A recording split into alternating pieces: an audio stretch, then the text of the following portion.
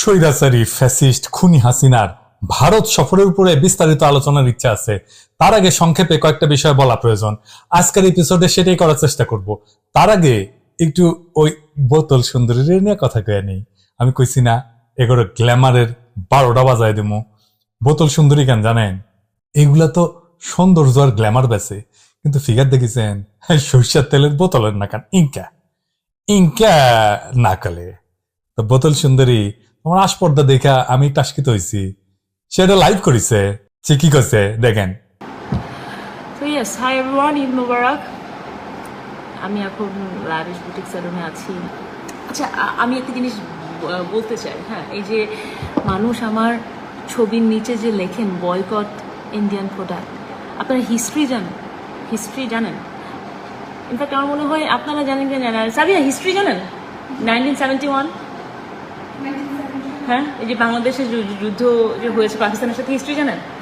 হ্যাঁ, আমার মনে হয় কি জানেন, আপনি জানেন, আমাদের অন্যান্য আছে, সবাই জানেন, বাট আমার মনে হয় আমার ফেসবুকে যারা শুভাকাঙ্ক্ষী আছে, অনেক ফলোয়ার্স আছে, তারা জানে না। তাদের জন্য জানাতে চাই যে আপনাদের একটু জানা উচিত যে 1971-এ ইন্ডিয়া আমাদেরকে, তারা তাদের অনেক আর্মি পার্সন পাঠিয়েছে, তারা হেল্প করেছে আমাদেরকে। যদিও তারা নিজেদের স্বার্থে করেছে বা হোয়াট এভার, বাট তাদের স্বার্থে যদি আমরা বেনিফিটেড হই, ইউ শুড অ্যাপ্রিসিয়েট ইট। হ্যাঁ, না হলে এই যে এত বড় বড় কথা, এই তারপরে ফেসবুক কিছুদিন পর আপনারা ফেসবুক বন্ধ করে দেবেন। এই ফেসবুক কারা চালায়? ফেসবুককে মার্ক জুকারবার্গের ওনার রিলিজিয়ন কি জানেন আপনারা? অশিক্ষিতর একটা লেভেল থাকে, লেভেল বাদে আপনারা অশিক্ষিত হয়ে যান। একটু একটু গুগল করেন, একটু গুগল করে জানেন যে যাদেরকে বয়কট করতে চান তারা কোথায় আর আপনারা কোথায়, এবং তাদেরই প্রোডাক্ট দিয়ে আপনারা এখানে আসতেছেন। গরু না হলে, ইন্ডিয়ান গরু না আসলে গরুর দাম বেড়ে যাবে, পেঁয়াজ না আসলে পেঁয়াজের দাম বেড়ে যাবে, তখন তো আবার বয়কট ইন্ডিয়া আপনারা করবেন না। মানে সুযোগ সন্ধানী। এনিওয়েজ, ভারত নাকি আমাদের মুক্তিযুদ্ধের সময় সাহায্য করিছে, আর আমরা নাকি লেখাপড়া করি না। লেখাপড়া নিয়ে পরে আসবনি, তোমার সৌন্দর্য শিখাই, ত্বকের যত্ন, চুলের যত্ন শিখাও। তো তোমারে দেখাই যে এটা কারে বলে। অড্রে হেব্রানের নাম শুনিছ? দুনিয়ার সর্বকালের সেরা সুন্দরীদের তালিকায় থাকবেন তিনি। যখন অড্রে হেব্বার্নকে তার সৌন্দর্যের রহস্যের কথা জানাতে বলা হয়েছিল, তখন তিনি একটা কবিতা লিখছিলেন। সে কবিতাটা তার অন্ত্যেষ্টিক্রিয়া পড়া হয়েছিল। আমি কবিতাটার অনুবাদ করতেছি না, সারাংশটা বলতেছি। উনি বলতেছিলেন যে আকর্ষণীয় ঠোঁট যদি পাইতে চাও তাহলে ভালো কথা বলো, সুন্দর চোখ পাইতে চাও তাহলে মানুষের ভেতরে সৌন্দর্য খোঁজো, সুস্থ থাকার জন্য ক্ষুধার্তদের সাথে খাবারটা ভাগ করে নাও, তুমি যদি ভালো চুল চাও তাহলে প্রত্যেকদিন একটা শিশুকে তোমার চুলে হাত বুলাইতে দাও, ভালোভাবে শরীরের যত্ন নেওয়ার জন্য এমন ভাবে হাঁটাও যেন তুমি কখনো একা না, কারণ আপনাকে যারা ভালোবাসে এবং ভালোবাসছে তারা আপনার সঙ্গেই আছে। কখনো যদি তোমার সাহায্যের দরকার পড়ে তাহলে তোমার দুই হাতের শেষে আরো একটা পাবা হাত। যত বড় হবা তত তুমি উপলব্ধি করবা যে আপনার দুইটা হাত আছে, যার একটা নিজেকে সাহায্য করার জন্য আর অন্যটা প্রয়োজন মতো অন্যকে সাহায্য করার জন্য। একজন নারীর সৌন্দর্য তার পরিধেয় পোশাক, মুখে বা চুল ঠিক করার মধ্যে না। একজন নারীর সৌন্দর্য তার চোখে প্রকাশিত হয়, কারণ এইটাই তার হৃদয়ের উন্মুক্ত দরজা, যে এবং এইটাই তার ভালোবাসার উৎস। জিন্দিগিতে ইনকে কবিতা লিখবার পারবো বোতল সুন্দরী? আমি শিওর অড্রে হেব্রান যে এটা কবিতা লিখেছিল এটা তো জানো নাই। না আছে ফিগার, না আছে সৌন্দর্য, না আছে সংবেদনশীল মন। তারপরও মাতারিত্ব করে ভাব কেন? তো লাইফ করে যে আসপর্দা দেখেছ, সেটার জন্য তোরা সামনে রেখে তোর গ্ল্যামার ইন্ডাস্ট্রির জয় বাংলা করে দেবো, প্রমিস। যাই হোক, এবার ওদের নেতা মাদারে মাফিয়ার আলাপে আসি। একটা দেশ তাদের মেহমান অপর একটি দেশের সরকার প্রধানকে কি পর্যায়ে সম্মান বা প্রোটোকল দেয় সেটা নির্ভর করে মেহমান বা তার দেশের কাছে তাদের ঠেকা কতটুকু। এমন যদি হয় যে দেশটার আঞ্চলিক অখণ্ডতা অনেকাংশে নির্ভর করে মেহমান দেশের সহযোগিতার উপরে, তাহলে তাকে সর্বোচ্চ পর্যায়ে প্রোটোকল দেওয়ার কথা। ইমরান খান যখন ক্ষমতায় পাকিস্তানে আসছিল, ওই সৌদি যুবরাজ ইমরান খান নিজে গাড়ি চালায় ওনারে এয়ারপোর্ট থেকে নিয়ে গেছিল, মনে আছে না? দেখেন ছবিটা।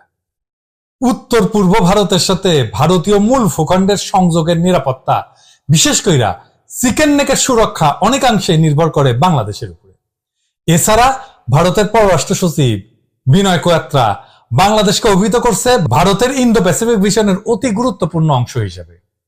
সুতরাং আমরা আশা করতেই পারি যে আমাদের দেশের কাছে ভারতের এত ঠেকা, সে দেশের অর্থাৎ বাংলাদেশের সরকার প্রধান, সে বৈধ হোক অবৈধ হোক, তাকে ভারত সর্বোচ্চ পর্যায়ে রিসিভ করবে। সৌদি যুবরাজ মোহাম্মদ বিন সালমান যখন সরকারি সফরে ভারতে আসে, তখন তাকে বহনকারী বিমানের সিঁড়ির গোড়ায় দাঁড়ায় কসাই মোদী স্বয়ং তাকে অভ্যর্থনা জানাইছিল।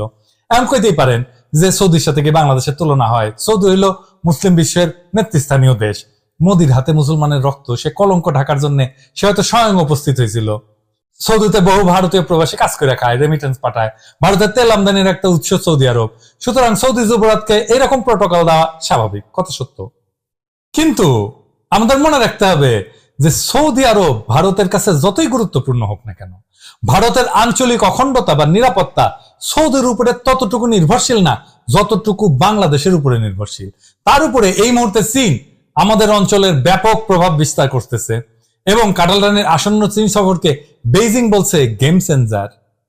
নিজস্ব গভীর ভূ রাজনৈতিক ঠেকা বিবেচনা কইরা কাটাল রানীকে অন্তত পক্ষে সৌদির পর্যায়ে প্রোটোকল দেওয়াটা ভারতের জন্য সঙ্গত ছিল। এছাড়া মোদি যখন ঢাকা আসছিল সেই সময় স্বয়ং হাসিনা তাকে প্লেনের সিঁড়িতে রিসিভ করছিল। কূটনীতিতে একটা রিসিপ্রোসিটি বলে একটা কথা আছে। এর মানে হলো আপনি আমার যে ট্রিটমেন্ট দিবেন আমিও জবাব হিসাবে অনুরূপ ট্রিটমেন্ট আপনারে দিব।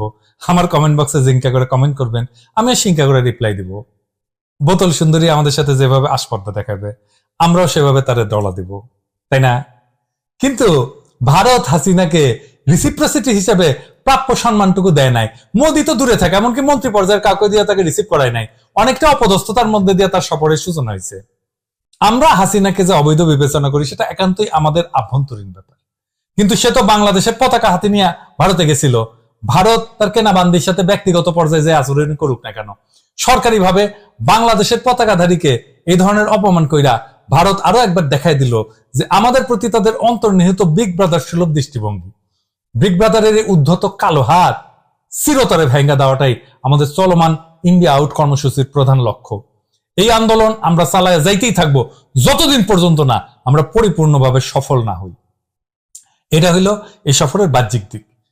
কিন্তু আভ্যন্তরীণ দিকটা কি? আমরা বিভিন্ন সংবাদ মাধ্যমে জানতে পারছি যে সফরকালে ভারতের সাথে কাটাল রানীর গোটা 10 সমঝোতা স্মারক স্বাক্ষর হয়েছে। সমঝোতা স্মারক বা মেমোরান্ডাম অব আন্ডারস্ট্যান্ডিং বিভিন্ন বিষয়ে দুই দেশের মতামতের ঐক্যের এক ধরনের বিবরণী, এবং এটা চুক্তির পর্যায়ে কিন্তু পড়ে না। এই প্রসঙ্গে আমি দুইটা বিষয় আপাতত উল্লেখ করব। প্রথমত, ভারতের পররাষ্ট্র সচিব বিনয় কুমার কুয়াত্রা জানাইছে যে আগামী মাস থেকে বাংলাদেশের ভেতর দিয়া ভারতের ট্রানজিট রেল পরীক্ষামূলকভাবে চলাচল শুরু করবে। আমাদের মুরব্বীদের আমি জিজ্ঞেস করি, আপনাদের মনে আছে না মুজিব ইন্দিরা চুক্তিতে ভারত পরীক্ষামূলকভাবে ফারাক্কাবাদ চালুর একটা প্রভিশন রাখছিল? ভারত এই চুক্তির তোয়াক্কা না করে পরীক্ষামূলকভাবে ব্যাপারটাকে একতরফাভাবে স্থায়ী করে ফেলছিল। এটাই হলো ভারতের 2 নম্বরই। এই জন্যই ভারতের সঙ্গে কোনো চুক্তিকে বিশ্বাস করা যায় না। যাই হোক, ফারাক্কাবাদ ভারতের অভ্যন্তরে হওয়ায় আমরা এটা নিয়ে কিছু করতে পারিনি, কিন্তু ট্রানজিট রেল তো বাংলাদেশের বুকের উপর দিয়ে চলার কথা, তাই না? সুতরাং এইটা তো আমরা জনগণ ইচ্ছা করলে আটকাই দিতে পারবো। শুধুমাত্র অবৈধ একটা সরকারের সাথে মেমোরেন্ডাম অব আন্ডারস্ট্যান্ডিং এর ভিত্তিতে যেটা চুক্তির পর্যায়ে পড়ে না, সেটা আমরা বাংলাদেশের জনগণ মাইনা নেব কেন? এটা তো পুরোপুরি ভারতের স্বার্থ হয়েছে। আমাদের কি কাজে লাগবে এই ট্রানজিট ট্রেন ব্যবস্থা? ইন্ডিয়া তো বাংলাদেশের ট্রেন ব্যবস্থাকে তো ভারতীয় ট্রেন নেটওয়ার্ক ডাশ করে ফেলবে। তাছাড়া এই ট্রেন লাইন ইত্যাদি কার পয়সা দিয়ে তৈরি হয়েছে? আমাদের টাকায় তৈরি হয়েছে। আমাদের অবকাঠামো ব্যবহার করবে ভারত ভূ রাজনৈতিক স্বার্থে প্রায় মাগনায়, আর আমরা কি তা চাহে চাহে দেখবো? তাছাড়া এইটা যাতে পুরাপুরি ভারতের ট্রানজিট হিসেবে দেখা না হয়, সেজন্য ভারতীয়রা এর মধ্যে ভুটানকেও যোগ করছে। কিন্তু এই যে ভুটানের ব্যাপারে তারা বলতেছে এই সংযোগ হবে তখন যখন ভুটানের সঙ্গে রেল সংযোগ স্থাপিত হবে, অর্থাৎ বাংলাদেশের সঙ্গে ট্রানজিট নগদ আর ভুটানের সঙ্গে রূপকথা থাকলো বাকির খাতায়। আমরা তো 50 বছর ধরে ভারতকে দেখে আসতেছি, তাই না? 80-র দশকে বাংলাদেশ ভুটান বাণিজ্য চুক্তি স্বাক্ষরিত হয়েছিল, যেটা বাস্তবায়ন করা যায় নাই ভারতের মধ্যে দিয়ে ট্রানজিট না পাওয়ার কারণে। আপনি কি মনে করেন যে ভারত সড়ক পথে ভুটানের সাথে বাংলাদেশকে দশকের পর দশক দেয়া ট্রানজিট দেয় না, সে রেল পথে আমাদের সেই ট্রানজিট দেবে? আসলে ভুটানের সঙ্গে রেল সংযোগ ব্যাপারটা হইলো একটা ভারতীয় ধাপ্পাবাজি। এতে আরেকবার প্রমাণ হইল যে ভারত খালি নেয়, বিনিময় কিছু দেয় না। এটাই তাদের নীতি। শুধু কি ট্রেন যাবে, এরপরে ট্রেনের নিরাপত্তার জন্য ট্রেনের সাথে ভারতের পুলিশ, আর্মফোর্স, এমনকি সেনাবাহিনীও আসবে। আমরা কোন অবস্থাতেই বাংলাদেশের বুক চিরা ভারতের এই ট্রানজিট চালায়া যাইতে দিতে পারি না। এই ট্রেন আটকাইয়া দেওয়াটা আমাদের জাতীয় কর্তব্য এবং যথাসময়ে ইন্ডিয়া আউট ক্যাম্পেইনের অংশ হিসেবে এটা আমরা অন্তর্গত করব। প্রশ্ন তুলতে পারেন, কেমনে আটকাবেন? সেই সামর্থ্য আছে আপনাদের?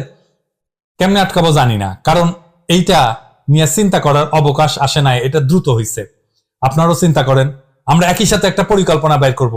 আর সামর্থ্যের প্রশ্নটা আপাতত একটু তুলে রাখেন, ভিডিওর শেষে সামর্থ্যের বিষয়ে জবাব থাকবে।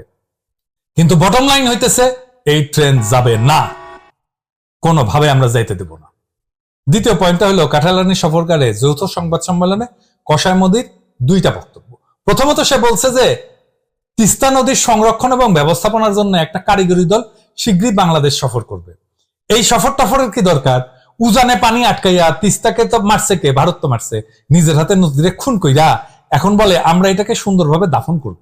ভারতের যদি সদিচ্ছা থাকতো তাহলে তো তিস্তা চুক্তি বাস্তবায়ন করে আমাদের হিস্সা আমাদেরকে বুঝাই দিত, আন্তর্জাতিক নদী, আমরা তো আইনত এর পানির হিস্সা পাই। সেটা তো সে দেয় নাই। এখন চীন $1 বিলিয়ন তিস্তা প্রকল্প অর্থায়ন করবে, সেটা শুই না ভারতের হোগায় মরিচ বাতি চলে গেছে।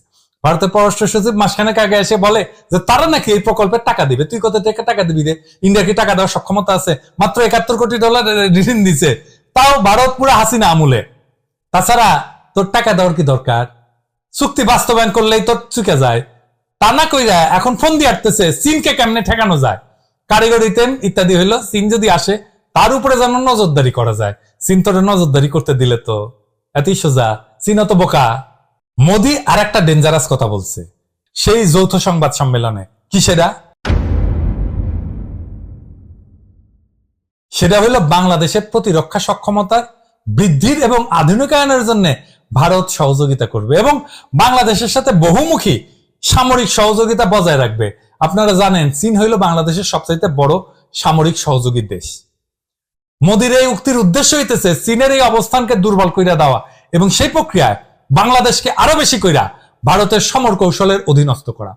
কাটাল রানীর দিল্লি সফরের মাত্র কয়েকদিন আগে টাইমস অফ ইন্ডিয়া একটা ভুয়া খবর পরিবেশন করে বাংলাদেশে যে সকল সামরিক সরঞ্জাম চীন রপ্তানি করে সেগুলি নাকি ত্রুটিপূর্ণ এবং এই কারণে বাংলাদেশের সশস্ত্র বাহিনী নাকি চীনের উপরে ক্ষুব্ধ। বালের আলাপ দাও, কইলেই হইল আমরা জানি না। এই প্রচারণা ভারতীয়রা ছাপাইছে আবার আফ্রিকার জিম্বাবুয়ের এক পত্রিকায়। দেখেন, চীন বিরোধী এই প্রোপাগান্ডার উদ্দেশ্যই ছিল কাটাল রানীর সফরের সময় ভারত যাতে চীনকে ল্যাংমাইরা কাটাল রানীকে চাপ দিয়া বাংলাদেশের সামরিক খাতে বেশি করে অনুপ্রবেশ করতে পারে। বাংলাদেশের স্বাধীনতা, সার্বভৌমত্ব, আঞ্চলিক অখণ্ডতা এবং আমাদের জনগণের গণতান্ত্রিক আকাঙ্ক্ষার সবচেয়ে বড় প্রতিবন্ধক কে? ইন্ডিয়া। সেই ভারতের কাছ থেকে আমরা কেন প্রতিরক্ষা সংক্রান্ত সহযোগিতা নিব? প্রশ্নই ওঠে না। ভারতীয় পণ্য বয়কটের মধ্যে আমরা এই পর্যায়ে সকল প্রকার ভারতীয় সামরিক সরঞ্জাম বয়কট করলাম। আমরা এর লিস্টের আমাদের তালিকার মধ্যে ভারতীয় সামরিক সরঞ্জাম বিবেচনা করব। আমাদের দেশপ্রেমিক সশস্ত্র বাহিনীকে আহ্বান জানাবো তারা যেন কোনোভাবে ভারতের এই চক্রান্তে পা না দেন এবং ভারতীয় সামরিক সরঞ্জাম আমদানি করা থেকে সম্পূর্ণ বিরত থাকেন। যে জেনারেল অতিরিক্ত উৎসাহে দেখাবেন না, ভুলে যান না। পুরো প্রক্রিয়া পর্যালোচনা করে কার কত দায় সেটা বাই করতে পারবো আমরা। আর ভাইবেন না আপনার সহকর্মী আপনার উপরে বিলা হইয়া নাই। পুলিশের এই সম্পদের হিসাব বাইর হইতেছে না ভিতর থেকে, যারা বঞ্চিত তারাই বাইর করতেছে। এই সব আপনাদেরও বাইর হবে। আর মাথায় রাখেন, যদি আমরা ধরতে পারি যে এই জেনারেল ইন্ডিয়ার হইয়া লেসপেন্সারি করছে, ইন্ডিয়ার সামরিক সরঞ্জাম বাংলাদেশের সামরিক বাহিনীতে ঢুকাইছে জোর কইরা, অতি উৎসাহী হইয়া ওর চামড়া তুলে ফেলবো। কিন্তু যত বড় জেনারেল হন না কেন, মাইন্ড ইট, মাথায় রাখতেন। কসাই মোদি যে হাসিনাকে সামনে রেখে যৌথ সংবাদ সম্মেলনের কথাগুলো বললো, তার ভিত্তি কি? নাকি খুনি হাসিনা বাংলাদেশের জন্য অত্যন্ত স্পর্শকাতর বিষয়ে ভারতের সাথে গোপন চুক্তি করছে এই সফরে? আমাদের মনে আছে 71 সালে স্বাধীনতা যুদ্ধ চলাকালে প্রবাসী তাজউদ্দিন সরকার ভারতের সাথে একটা দাসত্ব চুক্তি স্বাক্ষর করছিল, যেটা বিষয়বস্তু সম্পর্কে সারা জাতি ছিল অন্ধকারে। এবারে কি দিল্লি গিয়া বাংলাদেশের কোন প্রধান স্বার্থ বন্ধক দিয়া এই ধরনের কোন চুক্তিতে আবদ্ধ হয়েছে কাটাল রানী? এটা হয়তো আমরা এখনই জানতে পারবো না, কিন্তু এই প্রশ্নটা অত্যন্ত জরুরি। আমরা এই প্রশ্নটা করে রাখলাম। সবশেষে যে কথাটা বলতে চাচ্ছি সেটা হইতেছে, কাটাল রানীর দিল্লি সফর শেষ হইতে না হইতেই বাংলাদেশে এসে হাজির হয়েছেন চীনের একজন মন্ত্রী মিস্টার লিউ জিয়ানসাও, যাকে চীনের ছায়া পররাষ্ট্রমন্ত্রী হিসেবে অভিহিত করা হয়। চীনের অত্যন্ত গুরুত্বপূর্ণ নেতা এবং চীনের পররাষ্ট্র মন্ত্রণালয়ের অত্যন্ত প্রভাবশালী নেতা। উনি হাসিনা আইসা সারল না, তার মধ্যে উনি বাংলাদেশে চলে আসছেন কেন? এইরকম একটা মুহূর্তে চীনের সরকারের এই অতি উচ্চ পদস্থ কর্মকর্তার আগমন কাঁঠাল রানীর আসন্ন চীন সফরের যে গুরুত্ব সেটাই প্রকাশ করতেছে। কিছুদিন আগে ঢাকায় নিযুক্ত চীনের রাষ্ট্রদূত মিস্টার ইয়াও ওয়েন বলছিলেন যে কাঁঠাল রানীর এই বেজিং সফর হবে একটা গেম চেঞ্জার। এটা নিয়ে আমি একটা এপিসোডও করছি। চীন সাম্প্রতিককালে 3টা গুরুত্বপূর্ণ আন্তর্জাতিক ইনিশিয়েটিভ চালু করছে। এগুলো হলো global development initiative, global security initiative এবং গ্লোবাল সিভিলাইজেশনাল ইনিশিয়েটিভ। চীন এই প্রত্যেকটা ইনিশিয়েটিভে বাংলাদেশকে যুক্ত করার আকাঙ্ক্ষা প্রকাশ করছে। সুতরাং খেলা জমতেছে। এইটা একেবারে নতুন খেলা, যেটা সম্পর্কে ভারতের কোনো আইডিয়া নাই। আছে ভারতের আইডিয়া? দেখি নাইমুল ইসলাম খান কি বলেন। No idea at all, no idea at all. হ্যাঁ, দেখেছেন, ওরই একই কথা। তাছাড়া এই খেলার প্রধান দুই খেলোয়াড় চীন বা আমেরিকার অর্থনৈতিক বা সামরিক সামর্থ্যের তুলনায় ভারতের ওকাত একেবারেই নাই। হ্যাঁ, তা কলকাতার দাদুদের কাছ থেকে শিখেছি ওকাত শব্দটা, যদিও আমার পকাত শব্দটা বেশি পছন্দ। যাই হোক, তবে বাংলাদেশের জনগণকে সঙ্গে নিয়ে আমাদের স্বাধীনতা, সার্বভৌমত্ব, আঞ্চলিক অখণ্ডতা, গণতান্ত্রিক আকাঙ্ক্ষা এবং আর্থসামাজিক প্রগতির প্রতি অঙ্গীকার না জানাইয়া যদি কেউ কোনো খেলা বাংলাদেশের মাটিতে সাজাইতে চায়, সেটা ব্যর্থ হইতে বাধ্য। ভারত যে খেলা বাংলাদেশকে নিয়ে খেলছে গত 50 বছর ধরে, তার করুণ পরিণতি থেকে অন্য সকল পক্ষকে শিক্ষা নিতে হবে। তা চীন হোক, আমেরিকা হোক, যে পরাশক্তি হোক না কেন। এইবার আমাদের সামর্থ্যের প্রসঙ্গে আসি। ওই যে বলছিলাম না, আমরা ঠেকাই দিতে পারবো কিনা ভারতের রেল। গল্প বলি। চারিদিকে সরগোল পইরা গেছে, মানুষ দিক দিক শূন্য হইয়া দৌড়াইতেছে। কেন?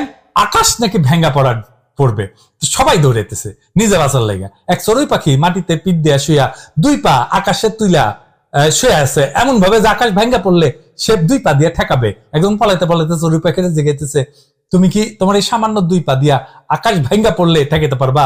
চড়ুই পাখি বলে, আকাশ ভেঙ্গা পড়লে তুমি কি পলায় বাঁচতে পারবা? পারবা না তো। তুমি যদি পলায় বাঁচতেই না পারো, তাহলে তোমার শক্তি কম না বেশি এই হিসাব না কইরা আসন্ন বিপদকে মোকাবেলা করার চেষ্টা করাই তো বীরের কাজ। বাংলাদেশের বুকের উপরে ভারতের দিনে দিনে আরো কঠোরভাবে চাইপা বসতেছে। এইটা যদি বিপদ বলে মনে করেন, তাহলে আসেন প্রতিরোধে ঝাঁপায় পড়ি। তিতুমির বাঁশের কেন্দ্রা বানায় ব্রিটিশ সেনাদের বিরুদ্ধে দাঁড়াইছিল, সে জানতো জিততে পারবে না। কিন্তু আমরা যদি 18 কোটি মানুষকে জাগায় তুলতে পারি, তাহলে আমরা এই বিপদকে মোকাবেলা করতে পারবো ইনশাল্লাহ। আমাদের ভাইয়েরা পথে নামছে, দেখেন, আপনারাও নামেন। নামলেই বিজয়ের লক্ষ্যে আমরা আরেকটু আগায় যাব, আমরা আরো আত্মবিশ্বাসী হব, আমরা আরো শক্তিশালী হব। তারপরে কামিয়াব হব কিনা সেটা সৃষ্টিকর্তার দয়া। কিন্তু এখন প্রশ্নটা হইতেছে আপনার উপরে, আপনি কি নামবেন কিনা? এই বিপদটাকে আপনি বিপদ হিসেবে মনে করতেছেন কিনা? দেশকে বাঁচানোর চিন্তা আপনি করতেছেন কিনা? আপনি দেশকে বাঁচাইতে চান কিনা? বাংলাদেশ রাষ্ট্র থাকবে কি থাকবে না সেটা আপনার চিন্তা কিনা? যদি মনে করেন আপনি সক্রিয় না হইলে বাংলাদেশ রাষ্ট্র না টিকতে পারে, তাহলে এখনই সক্রিয় হন, এখনই নামেন, এখনই সময়। আমাদের ভাইদের সাথে নামেন, ভারতীয় পণ্য বয়কটের আন্দোলনের নামেন। এই আন্দোলনই আমাদের মুক্তির মন্দিরে পৌঁছায় দেবে ইনশাল্লাহ। আসেন আমরা নতুন একটা লড়াই শুরু করি, নইলে কলে দেশ একটু একটু কইরা আপনার হাতছাড়া হইয়া যাইতেছে।